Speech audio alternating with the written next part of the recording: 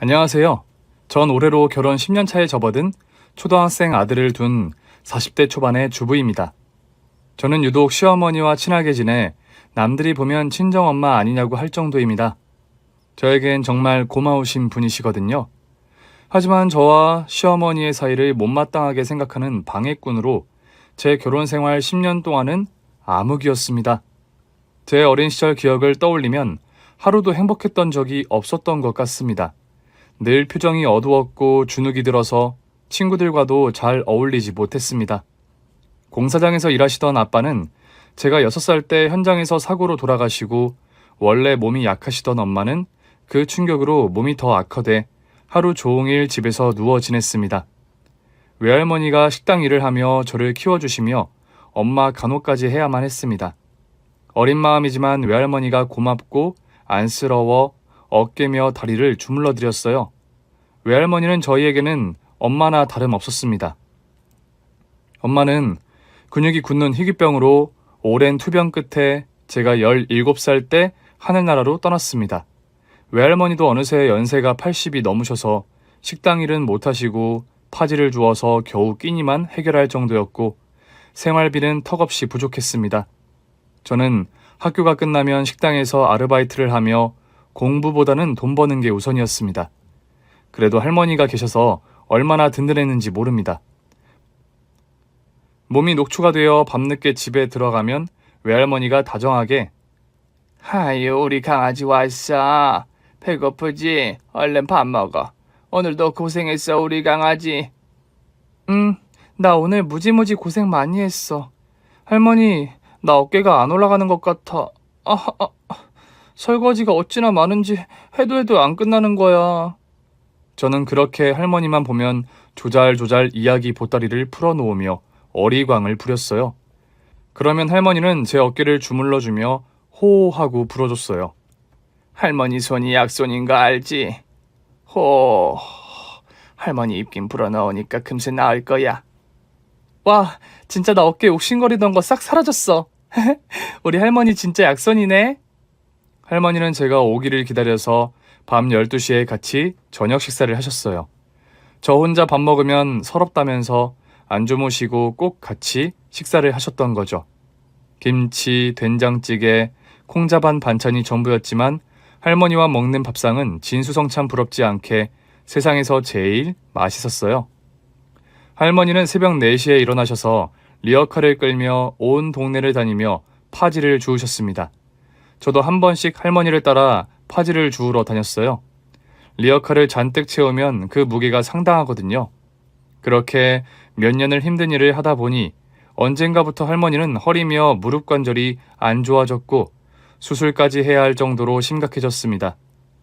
할머니, 의사 선생님이 먼저 무릎 수술하고 좀 회복한 후에 허리 수술도 해야 된대.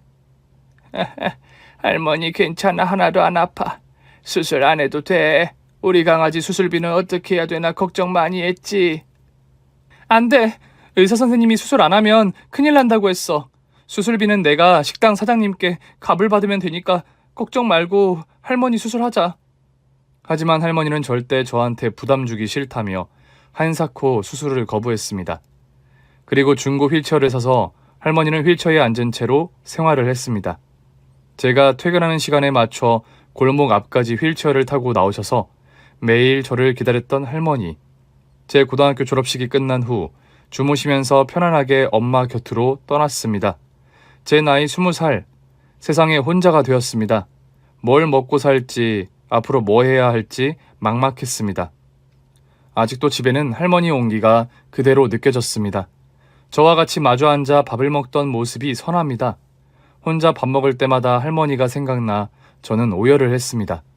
한동안 밥도 안 먹고 집에 가만히 누워있기만 했습니다. 그러던 어느 날 꿈에 할머니가 나타나 저를 꼭 안아주셨고 그제야 전 정신을 차렸어요. 뭐라도 해서 먹고 살아야겠다 싶어 골목에 세워둔 할머니 리어카를 끌고 파지를 주우러 다녔습니다. 젊은 여자가 무거운 리어카를 끌고 다니니 동네에서도 기특하다면서 일부러 종이와 상자들을 모아서 줬어요.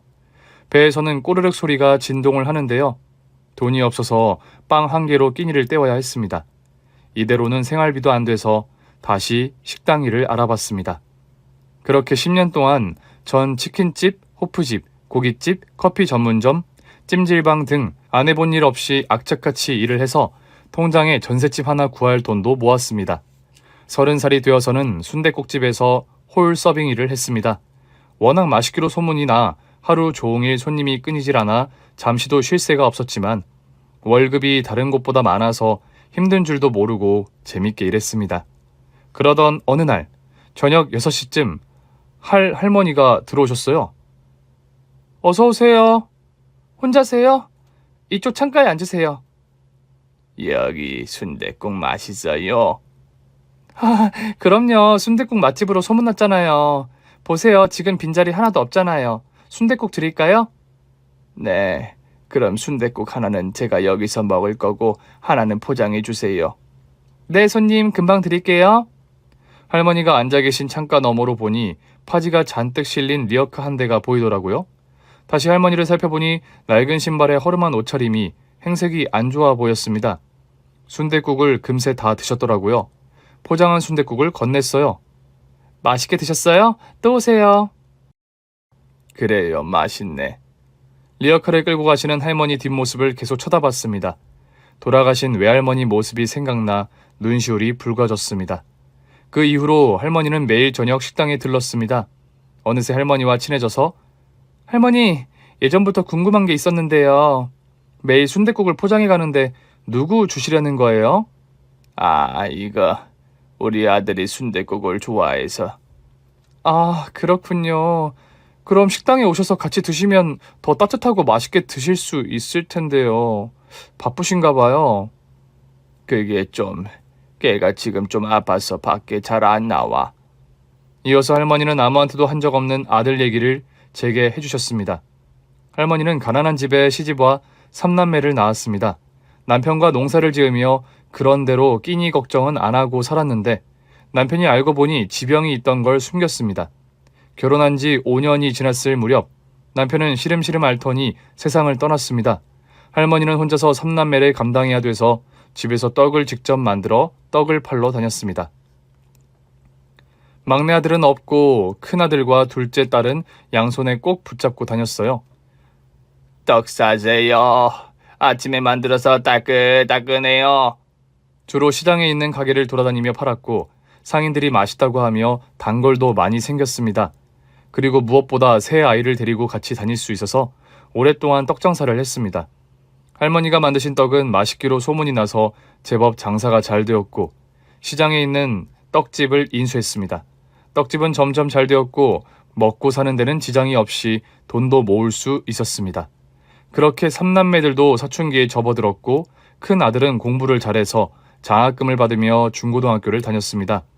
대학교를 졸업하자마자 대기업 증권회사에 취직해 할머니에겐 자랑이요 기둥인 큰 아들이었습니다. 둘째 딸도 공부를 잘해 대학교 졸업 후 학교 선생님이 되었습니다. 하지만 막내 아들은 형 누나와 다르게 사춘기 때 나쁜 친구와 어울리면서 학교 다니면서 내내 사고를 쳐서 할머니 속을 썩였습니다. 사고 칠 때마다 퇴학 처리를 하려던 걸 할머니가 무릎을 꿇으며 제발 학교만 졸업하게 해달라고 빌어서 고등학교는 졸업할 수 있었습니다. 고등학교 졸업해서는 집에서 뒹굴뒹굴거리며 그 친구들과 어울려 돈만 쓰러 다녔습니다. 유독 둘째 딸이 막내한테 엄격해 잔소리도 많이 하고 어쨌거나 막내를 바로잡으려고 애썼습니다. 오토바이 타고 다니는 것도 위험해서 절대 타지 말라며 매일 말릴 정도였는데 어느 날 길 가다 오토바이 타고 지나가는 막내를 발견하고 야, 너 오토바이 타지 말랬지? 당장 못 내려? 누나! 그러면서 막내 아들은 누나를 피해 더 속력을 내서 달렸고 누나는 오토바이를 따라가다 그만 지나가는 차를 피하지 못하고 그 자리에서 운명을 달리했습니다. 큰아들은 사고 난 게 막내 때문이라며 불같이 화를 냈습니다. 유난히 아꼈던 여동생이라 충격을 받은 아들은 그 이후로 우울증이 와서 더 이상 회사를 다닐 수가 없었습니다. 그리고 대인기피증이 생겨서 지금은 집에만 있다고 합니다. 딸을 잃은 것도 모자라 잘 나가던 아들이 폐인처럼 지내는 모습에 충격을 받은 할머니는 더 이상 일을 할 수 없어서 떡집을 팔았다고 합니다. 우리 큰아들만 생각하면 내 마음이 찢어져. 그렇게 공부 잘하고 좋은 회사 다니며 똑똑한 아들이 지금은 집에만 있는 게 너무 속상해. 아, 그런 사연이 있었군요. 저는 그 얘기를 듣고 더 할머니에게 잘해드려야겠다는 생각이 들었습니다. 그래서 수육도 공짜로 드리고 순댓국 값도 한 그릇만 받았어요. 아니, 아가씨가 무슨 돈이 있다고 돈을 안 받아? 저 돈 많아요. 아드님이 이 순댓국 좋아하시니까 이거 많이 드시고 빨리 병 나으시라고 제가 선물하는 거예요. 그리고 이건 할머니 신발이에요. 요즘에 누가 이렇게 구멍난 신발을 신고 다녀요. 이 운동화 신으면 발 편하실 거예요. 저희 외할머니도 파지 주우러 다니셨는데 왠지 할머니 보면 돌아가신 외할머니 생각이 나서 더 잘해드리고 싶어요. 아유, 그랬구나. 외할머니와 애틋했던가 보구먼. 네, 부모님이 일찍 돌아가셔서 외할머니가 엄마처럼 저를 키워주셨거든요. 그렇게 서로 속 얘기도 털어놓으며 할머니와 전 더 가까워졌습니다. 저는 형편이 어려우신 할머니를 어떻게든 도와드리고 싶어서 봉투에 돈을 넣어 드리기도 하고 고기며 과일, 할머니 목도리며 장갑까지 챙겨드렸어요. 할머니는 눈시울이 붉어지면서 고마워, 아가씨. 보면 유난히 정 많던 우리 딸 생각이 나네. 유난히 춥던 겨울날 저녁 6시면 항상 오시던 할머니가 1시간이 지나도 안 오시는 거예요. 무슨 일이 있으신가 걱정이 되었습니다. 그래서 얼마 전에 할머니가 집에 온 고지서 글자가 잘 안 보인다며 제게 읽어달라고 보여주신 고지서를 가지고 있어서 얼른 가져왔습니다. 다행이다. 여기 집 주소가 있네. 여기서 멀지 않구나. 저는 순댓국 2그릇을 포장해서 그 집 주소대로 찾아갔습니다. 그리고 그 집 앞에 도착했을 때 저는 깜짝 놀라고 말았습니다. 으리으리한 대저택이었던 겁니다. 이 집이 파지 주우러 다니시고 옷차림이 남루한 할머니 집이라니 믿을 수가 없었습니다. 제가 잘못 찾아온 거라 생각하고 우선 벨을 눌렀어요. 여기가 김복순 어르신 댁 맞으신가요? 네, 전데요. 누구세요? 할머니, 저 순댓국집 소정이에요. 뭐? 소정이라고? 아니, 여길 어떻게 알고 찾아왔어? 할머니는 제가 올 줄 까마득히 모르고 당황해 하셨어요. 현관문이 열리고 집 안에 들어서니 마당 한쪽에 리어카가 있었습니다. 할머니, 이렇게 부자시라는 거 왜 제게 말을 안 했어요? 전 할머니가 파지 주우시며 정말 힘들게 사시는 줄 알았거든요. 옷도 맨날 허름한 거 입고 신발도 다 해진 거 신으시고 저 서운해요. 아, 그게 내가 속이려고 한 게 아니라 너한테 우리 집 사는 형편 얘기할 새가 없었어. 그리고 난 워낙 힘들게 살아서 지금도 돈 한 푼도 아끼려고 절약하면서 살고 있어. 옷이며 신발 그런 거에 나 돈 안 써. 파지 그거 나 취미로 하는 거 아니야. 종이박스 그것도 다 돈이라고. 그 돈은 벌어서 아동복지관에 기부하고 있어. 아, 그러시군요. 전 부자가 심심해서 서민 코스프레 한다고 제가 오해를 했네요. 죄송해요, 할머니. 아니다. 이건 순댓국이야? 아유, 마음씨도 이쁘지. 나 밥 굶을까봐 이거 싸왔구나. 고맙다. 우리 아들도 좋아하겠네. 참, 온 김에 우리 아들하고도 인사해. 네, 아드님도 뵙고 싶었어요. 우리 순댓국 광팬이신데 정말 궁금했거든요. 아들 방은 2층 복도 끝 쪽에 있었습니다. 승은아, 누가 왔는데 잠깐 인사할 수 있니? 너 좋아하는 순댓국집 아가씨인데 내가 요 며칠 식당에 안 가서 걱정돼서 왔어. 문 열어주겠니? 문이 열리며 아들이 제게 고개만 숙여 인사를 했습니다. 안녕하세요. 할머니께 말씀 많이 들었어요. 저는 이소정이라고 합니다. 아드님 성함은 어떻게 되세요? 박승훈. 그러면서 제 눈을 못 마주치고 고개를 푹 숙이더라고요. 저는 일부러 더 말을 걸고 사람에 대한 경계심을 풀어주려고 했어요. 다행히 아들은 저랑 얘기하면서 제 얼굴을 보게 되었고 표정도 한결 부드러워졌습니다. 이 모습을 뒤에서 지켜보고 있던 할머니는 눈물을 흘리셨어요. 우리 애가 이렇게 사람하고 얘기할 수 있다는 게 너무 기뻐. 이게 얼마만이야? 너가 내 은인이야. 우리 아들이 너를 편하게 생각하나 봐. 그러면서 할머니는 저에게 일주일에 한두 번씩 집에 들러서 아들과 얘기 나눌 수 있다며 부탁을 하셨고 저는 흔쾌히 수락했습니다. 그렇게 몇 달 동안 저는 남자를 만났고 남자의 우울증 증세는 좋아졌습니다. 그러면서 저희는 서로에게 호감을 가지게 되었고 결혼을 하게 됐습니다. 시어머니는 항상 제게 폐인이 된 아들을 다시 세상 밖으로 나오게 해줘서 고마워했어요. 결혼 후 남편은 다시 증권회사에 취직했습니다. 워낙 유능하기로 이쪽에서는 소문이 나서 서로 스카우트하려고 할 정도였습니다. 시어머니는 정말 제 손에 물 한 방울 안 묻히게 저한테 잘 해주셨어요. 저도 시어머니라기보다 저희 엄마, 외할머니처럼 생각하며 서로 챙겨주며 의지를 했습니다.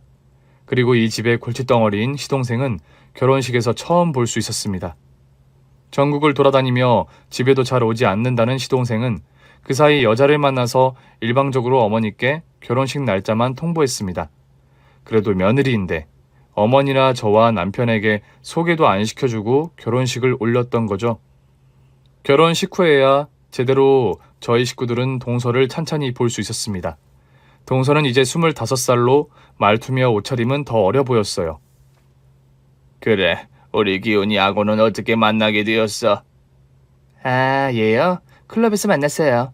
몇 번 만나다 보니 자기 집 돈 많다면서 자기랑 결혼해서 팔자 고치라고 하더라고요. 그래서 통장 보여달라고 했더니 진짜 돈이 많더라고요. 그래서 결혼했어요. 저도 부자 남자 만나서 결혼하는 게 로망이었거든요. 그럼 돈 보고 결혼한 거야?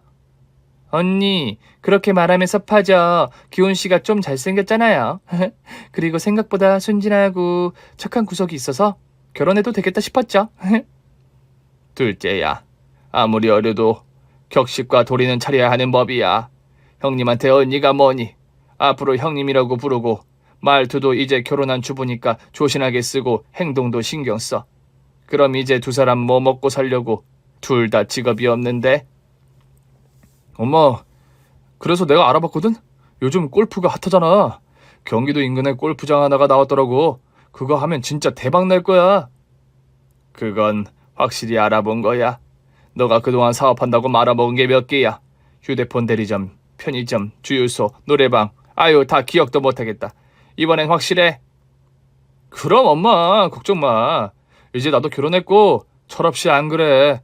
이번 주 토요일에 계약하기로 했으니까 돈 마련해주면 돼. 계좌번호 문자로 보내줄게.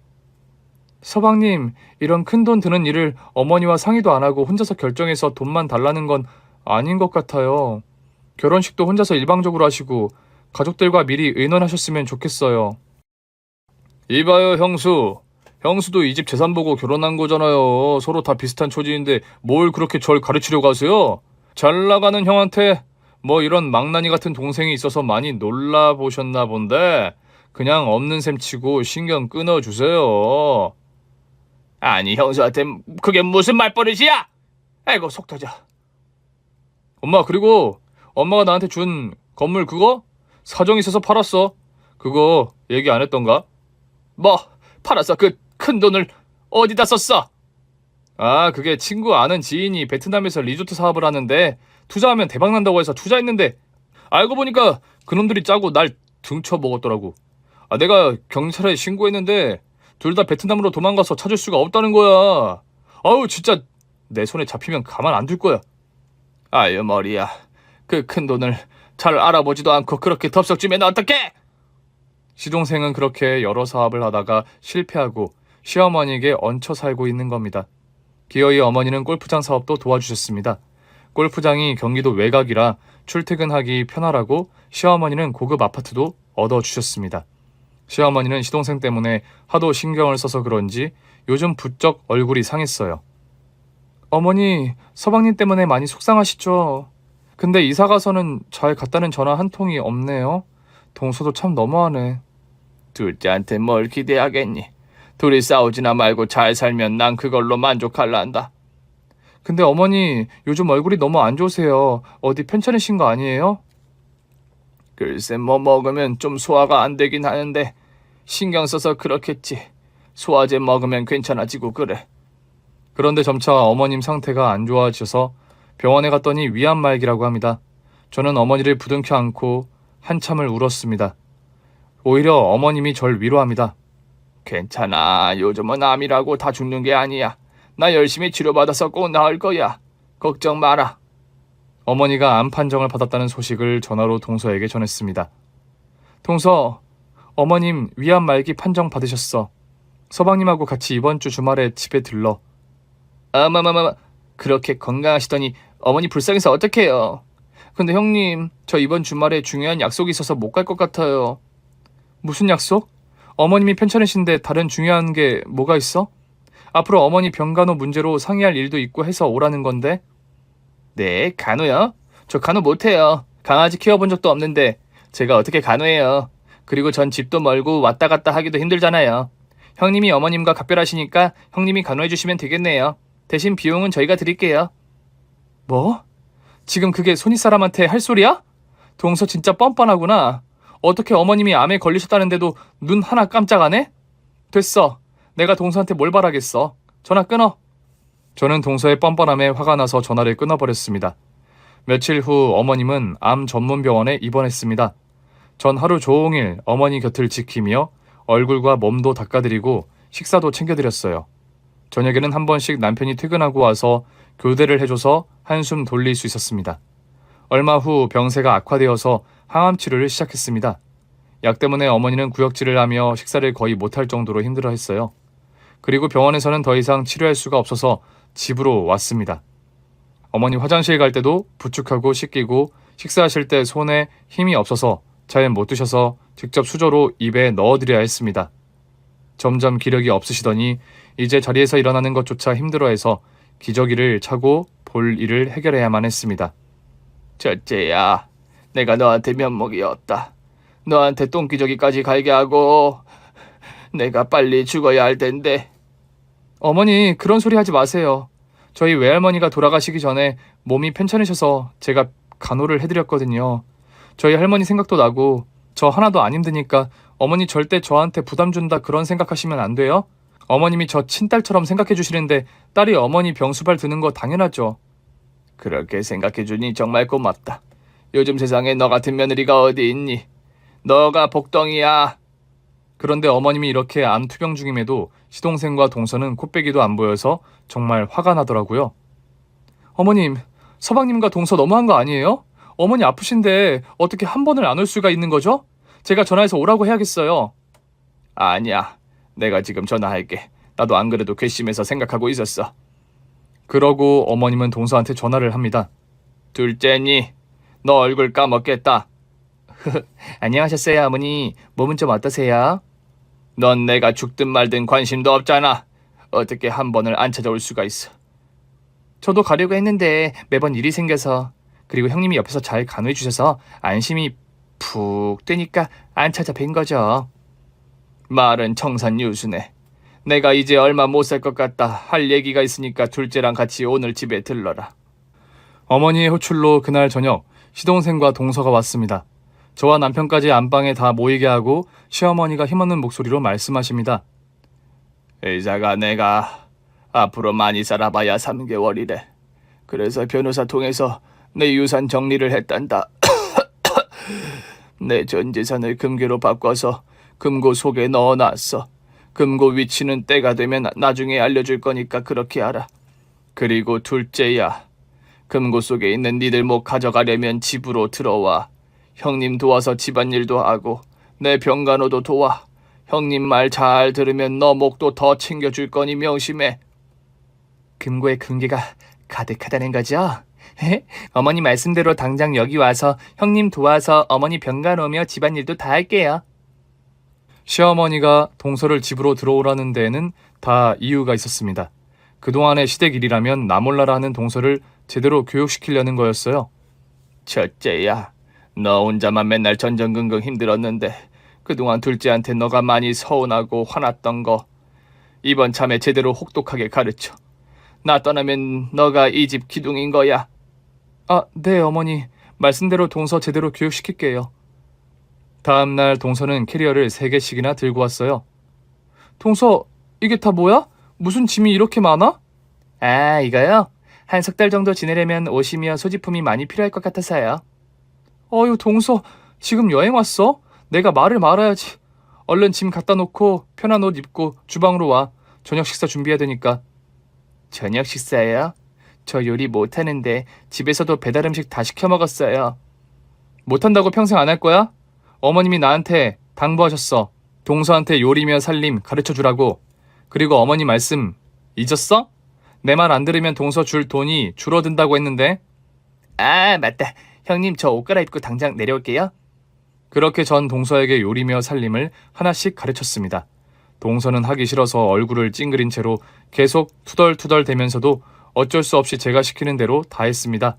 저는 하루에 3번씩 시간을 정해 어머니를 휠체어에 태우고 마당으로 산책을 나갔어요. 둘째는 좀 어때? 집안일 순순히 잘하든? 네, 유산 덜 준다니까 마지 못해서라도 음식도 하고 청소도 곧잘 잘하는데 좀 더 지켜봐야 할 것 같아요. 저렇게 해봐야 너가 얼마나 힘들었는지 알게 되지. 일 많이 시켜. 하지만 동서는 제 앞에서는 일 열심히 하는 척하고 혼자 있을 때는 일하기 싫어서 빨래할 때 세제도 안 넣고 세탁기 돌리고 요리하다가 바닥에 음식이 흐르면 그걸 그대로 주워서 음식 안에 섞기도 했어요. 아씨, 진짜 짜증나. 내가 왜 이런 걸 하고 있는 거야? 그렇게 투덜투덜대며 대충 살림하는 척하고 있었고 시어머니는 그 모습을 몰래 다 지켜보고 있었습니다. 그러던 어느 날 제가 마트에 간 뒤 동서는 주방에서 시동생과 전화통화를 했습니다. 자기야, 나 너무 힘들어. 형님이 나 무슨 하녀 부리듯 일 다 시키고 어머니 병간호도 내가 다 해. 뭐? 형수 안 되겠네. 내가 가서 한마디 할까? 절대 형님 자극하면 안 돼. 나도 확 대들고 싶다가도 어머니가 그러면 유산 안 준다 해서 지금 꾹 참고 있는 거잖아. 그나저나 어머니 빨리 돌아가시겠지? 나 하루라도 빨리 이곳에서 탈출하고 싶어. 여기 지옥이야. 조금만 참아. 병원에서 3개월이라 했으니까 얼마 안 남았잖아. 자기가 조금만 고생하면 그 재산 다 우리 거라고. 맞아. 그 돈 다 우리 거지? 빨리 3개월이 갔으면 좋겠다. 이때 어머님이 목이 말라서 주방으로 왔다가 우연히 이 통화를 듣게 되었습니다. 어머니는 큰 충격을 받고 그 자리에서 털썩 주저앉았습니다.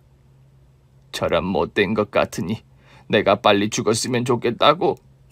며느리는 그렇다 치고 어떻게 기운이 맞아 자기 엄마더러 빨리 죽으라니. 괘씸한 것들. 그리고 며칠 후 갑자기 시동생이 찾아왔습니다. 엄마 나왔어. 형수 잘 지냈어요? 형수님, 어머니 간호하시느라 우리 집사람 살림 가르치느라 고생 많으시죠? 갑자기 저한테 친절하게 대하는 게 낯설었습니다. 아니에요. 골프장은 잘 되세요? 아, 골프장? 저 실은 그것 때문에 왔는데. 골프장이 또 왜? 골프장이 너무 잘 돼서 문제지. 그래서 골프장 안에 골프용품 같이 파는 골프샵을 같이 해보려고 창고 1개 리모델링 공사를 했거든? 곧 잔금 처리를 치러야 하는데 돈이 부족해서 엄마가 좀 해줄 수 있어? 아니 서방님, 지금 어머님 몸 상태 안 보이세요? 지금 식사도 겨우 하시고 앉으시기도 힘드셔서 누워 계시는데 그런 분한테 돈 달라뇨. 언제까지 어머니 등골 빼먹고 사실 건데요? 진짜 너무하세요. 기훈아, 너 나 죽으면 어쩌려고 그래. 내가 너를 이렇게 망나니로 만든 것 같다. 내가 돈 없고 가난했으면 너가 이렇게 됐겠니? 다 이 애미 탓이야. 엄마, 그 업체 사장이 완전 깡패야. 이번 주말까지 돈 안 가져오면 우리 골프장에 와서 깽판 치겠대. 엄마, 나 지금 돈 급해. 이번이 정말 마지막이야. 마지막으로 한 번만 도와줘, 엄마. 참, 엄마가 어차피 내 몫으로 재산 상속해준다 했잖아.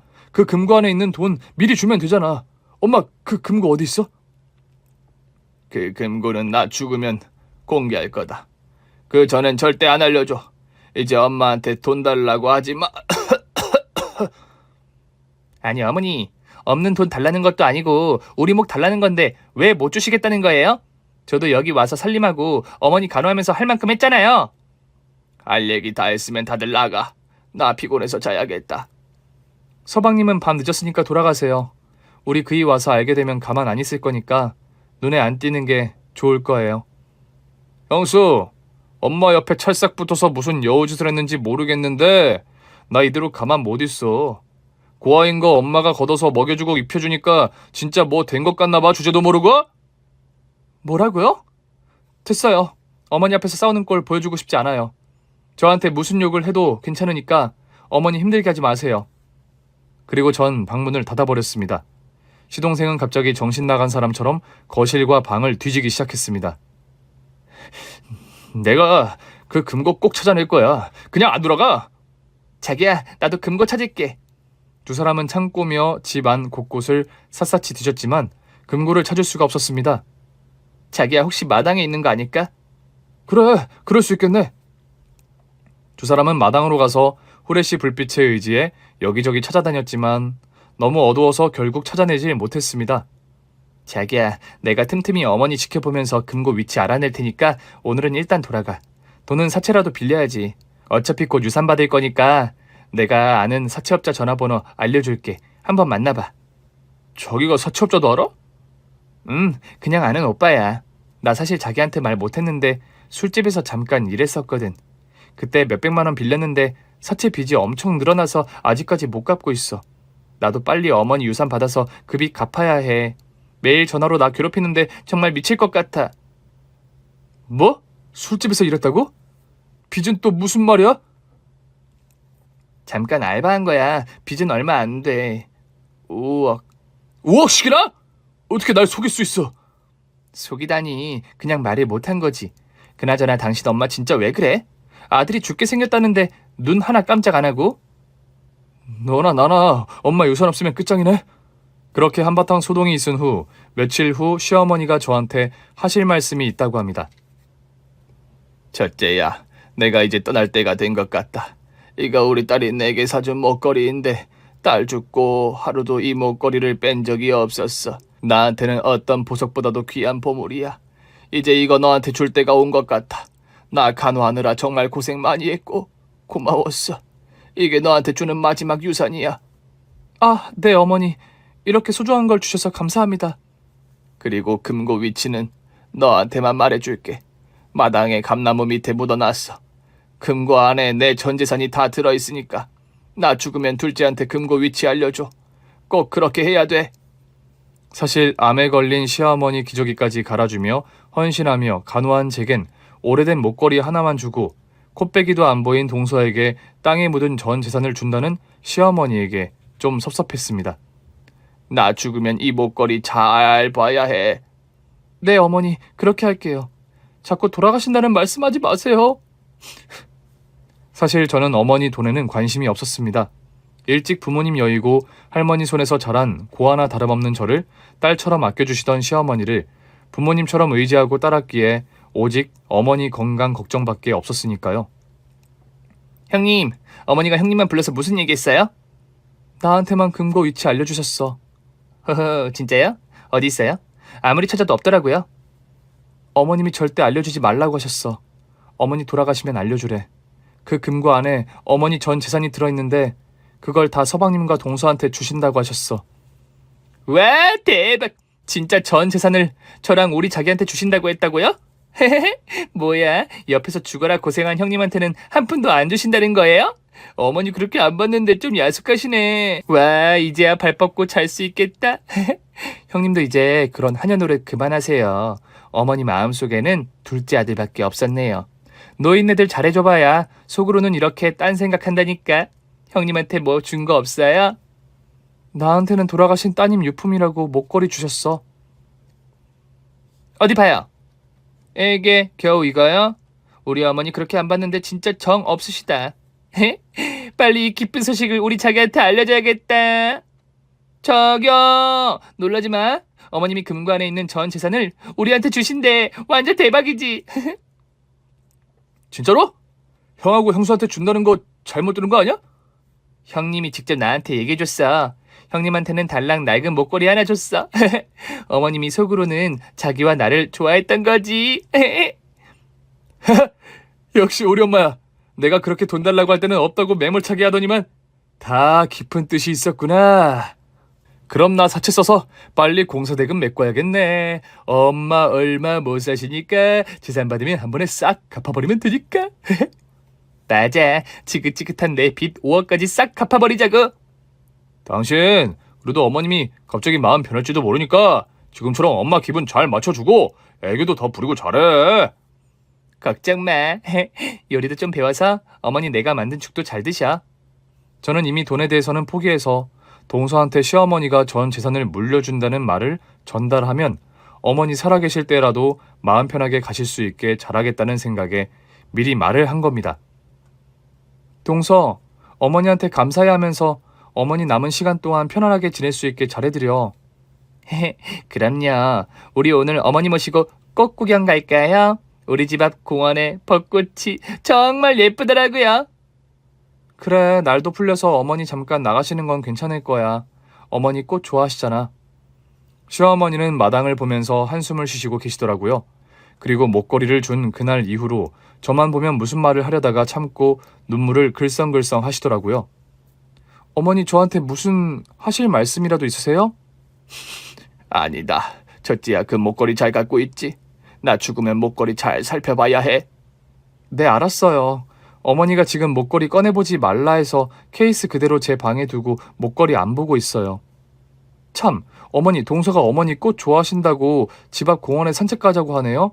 어머니 계속 집에만 계셨는데 같이 나가세요. 둘째는 됐다. 너랑만 나갈 거야. 동서 얘기를 꺼내자마자 어머니 표정이 굳어지시는데 전 의아했어요. 전 재산을 동서와 서방님한테 준다는 건 그만큼 믿고 좋아하는 줄 알았는데 왜 저러시는지 이해가 안 됐어요. 동서는 집에 있어야겠어. 어머님이 나랑 꽃구경 가자고 하시네? 네? 무슨 소리예요? 어머님이 날 끔찍이 좋아하시는데 어머니 저랑 나가고 싶으신 거잖아요. 넌 집에 있거라. 아, 네. 뭐 그럴 수도 있죠. 그럼 어머니 좋아하시는 동태찌개 맛있게 끓여서 저녁 준비해 놓을게요. 다녀오세요. 동서는 예전과 다르게 어머니한테 말대꾸도 안 하고 고분고분 하더라고요. 어머니를 휠체어에 앉혀드리고 천천히 휠체어를 몰며 벚꽃길을 산책했습니다. 걷다 보니 예전에 어머니 처음 만났을 때 추억이 생각나더라고요. 어머니, 지금도 순댓국 좋아하세요? 매일 저희 가게에 오셔서 순댓국 드시고 남편 거도 사가셨잖아요. 그러게. 내가 남편과 산 게 5년밖에 안 되었잖아. 시골이고 농사 짓느라 바쁘다 보니 외식 한번 할 수가 없었거든.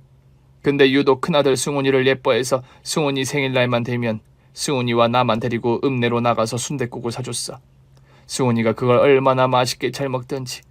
승훈이도 순댓국만 보면 아빠 생각이 난다 하더라고. 나도 그래.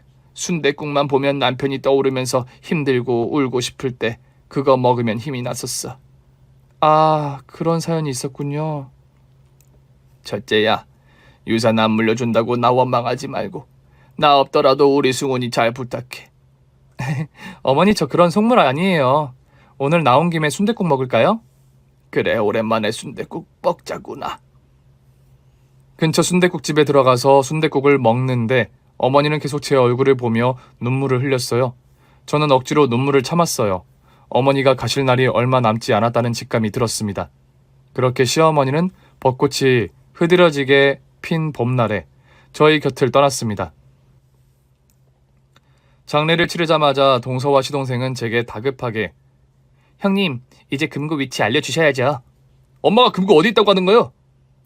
야, 어머니 장례 치른 지 하루도 안 지났는데 지금 금고 타령이야? 너 미쳤어? 괜히 나한테 화풀이야. 형한테 엄마가 한 푼도 안 남겨줘서 화난 거잖아. 그러게, 평소에 엄마한테 좀 잘하지 그랬어? 뭐 이 자식이! 엄마가 아프신 거 다 너 때문이야. 학교 다닐 때부터 맨날 사고나 치고 지 앞가림도 못해서 맨날 엄마한테 손 벌리고 식충이처럼 살았으면서 지금 너가 나한테 그런 소리 할 자격이나 있어? 내가 왜 이렇게 된 줄 알아? 엄마는 형이 장남이라고 형만 예뻐했어. 나는 뭘 하는지 관심도 없고 형이 공부 잘한다고 맛있는 것도 형만 주고 나는 엄마의 따뜻한 사랑을 받아본 기억이 없어. 아마 그래서 나한테 미안해서 마지막으로 큰 선물을 주신 거겠지. 형님, 우리 급해요. 빨리 사채빚도 갚아야 하고 돈 쓸 데가 한두 군데가 아니에요. 빨리 말해주세요. 금고 어디 있어요? 금고 마당에 있는 감나무 밑에 묻어놓으셨대. 거기 파보면 돼. 아, 거기였구나. 내가 마당 다 찾아봤는데 거기만 못 봤네. 형수 고마워요. 자기야, 얼른 삽 가지고 와. 빨리 가서 파보자. 엄마 그동안 모은 돈이 아마 100억은 될걸? 우리 땡 잡았어 자기야. 시동생과 동서는 삽을 들고 나무 밑을 파기 시작했습니다. 어찌나 깊게 팠는지 한참을 파도 금고가 안 보였어요. 혹시 어머님이 거짓말한 거 아니야? 왜 금고가 안 보여? 엄마가 그런 걸로 속이진 않아. 좀 더 파보자. 나 팔이 끊어질 것 같아, 자기야. 그럼 자기는 좀 쉬어. 나 혼자 파볼게. 그렇게 몇 시간을 땅을 팠고 마침내 뭔가가 보였습니다. 자기야, 여기 뭐가 있어? 시동생과 동서는 더 속도를 내서 땅을 파기 시작했고 땅 속에 묻혀진 그걸 보는 순간 충격에 휩싸였습니다. 그건 금고가 아니었고 비닐봉지에 쌓여진 USB였습니다. 뭐야 이게? 금고는 어디 있지? 자기야, 우선 이거 가져가서 보자. 집 안으로 들어와서 남편 노트북에 USB를 연결했습니다. USB에는 영상 파일 하나가 있었어요. 파일을 열어보니 시어머니 모습이 보였어요. 영상 속 어머님의 목소리가 들렸습니다. 둘째 며느리와 기훈아, 이 영상 보고 있니? 금고가 없어서 실망했지. 애초에 금고 따위는 없었어. 너희 둘 하도 괘씸해서 내가 거짓말한 거다. 내 유산 받으려고 나 빨리 죽기를 바랬던 너희들. 니들 전화 통화하는 거 다 들었다. 둘째 너는 집안일 돕는 척 연기했던 거 다 안다. 뒤에 가서는 짜증내고 어떻게든 유산 받으려고 나 속이느라 애썼다. 어떻게 인간의 탈을 쓰고 자기 엄마한테, 시어머니한테 그런 짓을 할 수가 있냐? 너희 둘한테는 내가 힘들게 모은 돈 한 푼도 못 주니까 오늘 이후로 형수와 형한테 절대 빌붙을 생각 말고 멀리 가서 살아. 자기 엄마 형제도 모르는 못된 것들 같으니 정신 똑바로 차리고 살아. 첫째야, 너한테 재산 안 주고 목걸이만 줘서 많이 실망했지? 일부러 그렇게 한 거야. 그래야 저 못된 것들이 너 안 괴롭힐 테니까. 많이 서운했다면 정말 미안하다. 넌 나한테 딸이었다. 너가 내 며느리가 되어줘서 정말 고맙다. 너가 나한테 잘해준 거 다 보상해줄게. 그 목걸이 이제 꺼내서 봐도 돼. 우리 승훈이와 행복하게 살아. 영상을 다 보고 전 오열을 했습니다. 시어머니의 속 깊은 마음도 모르고 목걸이만 준다고 잠깐 서운해했던 제 자신이 미웠어요. 남편이 제 어깨를 감싸며 위로를 해줬습니다. 시동생과 동서는 허탈해서 바닥에 털썩 주저앉아 정신 나간 사람처럼 실없이 웃기만 합니다. 저는 방으로 들어와서 시어머니가 주신 목걸이를 자세히 살펴봤습니다. 목걸이 뒤를 보니 웬 전화번호가 있었어요. 이게 무슨 번호지? 얼른 전화해봐. 전화를 걸었더니 변호사 사무실이었습니다. 변호사가 집에 찾아와 그간의 일을 설명해 주었습니다. 시어머님이 시한부 판정을 받은 날 변호사를 찾아와 모든 재산을 남편과 저에게 상속한다고 유언을 남겼다고 합니다. 어머님이 저희에게 남기신 유산이 100억이었어요. 시동생 부부는 바로 손절을 했는데 사채 빚을 못 갚아 골프장과 아파트까지 팔아서 빈털터리가 되었다는 소식을 들었습니다. 시어머니가 남기신 유산으로 저와 남편은 복지재단을 설립해서 부모 없고 힘들게 사는 청소년들을 돌보고 있습니다. 시어머니의 마지막 선물이었던 목걸이가 제 인생을 바꿔놓았던 거죠. 저의 긴 얘기 이제 마무리하려고 합니다. 감사합니다. 오늘 준비한 사연은 여기까지입니다. 재미있게 들으셨다면 구독과 좋아요, 알림 설정까지 눌러주세요. 그럼 저는 다음 사연으로 찾아뵐게요. 오늘도 건강하고 행복하세요.